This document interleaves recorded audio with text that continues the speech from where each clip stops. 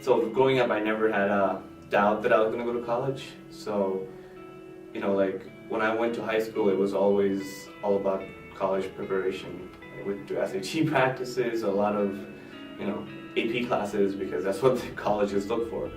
I didn't really have any help from my parents, just encouragement. Do well, do well. This is what's going to change your life. This is what's going to make you different. No one's going to take your education from you. You'll have a degree, and whether you're here in Mexico or in Japan, you're always going to have your education. It wasn't until I was in end of 11th grade that I realized that I was undocumented, that I had no paper. That's when I knew that my life would be a lot different from my friends. I remember I got this offer for Oprah Winfrey something scholarship that if I qualified, I just needed to apply, would give me a full tuition at a private high school for all 4 years. Right on the application, it asked for a social security number and for my parents' social security number. And then I knew then that, oh man, so this is how my status manifests itself in my life. If I don't have financial aid, I'm not gonna really pursue a college that is out of my reach, money-wise. Because I know for sure that I have the intelligence to go into a college to be accepted. But what's holding me back is the financial aid. Just because I don't have that social security number, I can't get it. After that first year, since I had no aid or grants, or I couldn't even take a loan out, so I was really wiped out for money. Like, I couldn't afford to go to college just after a year. So I took off from school and I worked full-time. Out-of-state rates nationally average 250% larger than in-state rates. So when you compound that with the lack of access to financial aid, that's essentially exclusion for these undocumented people. She's been looking for a job for so long. Since she knew that she can apply for a job, she's been, but everywhere, because she's under 18, they need papers from the school. And of course, she doesn't have a social security, so she cannot apply for the job. All her friends are working in stores, in the mall, and she can.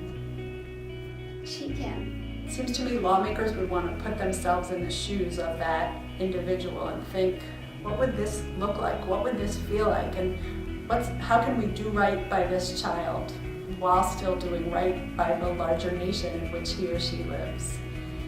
I kind of lost hope senior year. I collected a couple applications, but I was just so down. I had lost my inspiration to even fill them out.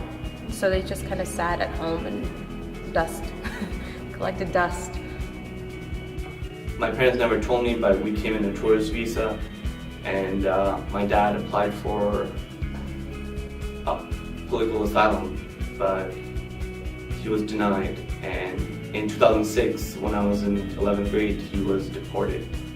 I don't want to be a McDonald's, just, cleaning up there. I don't want to do that. I know I have potential, and I know I have the mind to do something bigger, something better.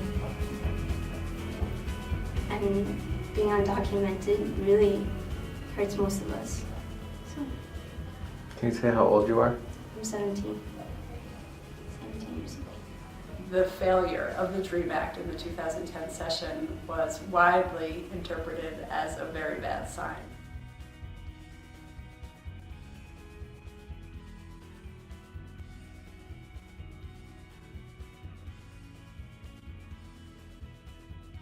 So this is really an issue within the higher education community that colleges really need to get behind and not see this as a drain from the state, not see this as a drain from the economy, but this is an investment in terms of protecting the academic freedom of our institutions. We came here with our parents when we were 10, 5, 12, at a very young age when we had no control over our future. We went wherever our parents told us to go. So how could I have broken a rule that I had no clue existed? And how could I be breaking a rule by living here, by going to school, by growing up and loving America just like any of my other friends? And from that perspective, it seems pretty clear that the child should not be punished for the transgressions of his or her parents. Or would we ever charge a child for a crime committed by a parent? It's sad because I just don't know what to do in life, actually, because after college, like, you know, if I'm still in this situation, I'm not going to have a good job. I'm not going to be able to pay off some whatever, you know, debt that I have. I want to help my mother and her debt, so it's very unfair that I can't really get that job, you know. If you have undocumented people without any rights here, then they're being exploited every day. They're being exploited, and that hurts us overall, because we wherever someone gets exploited, you know, overall it makes our society look bad. Because I'm very limited right now, and other people like myself have so much potential, and they're very limited.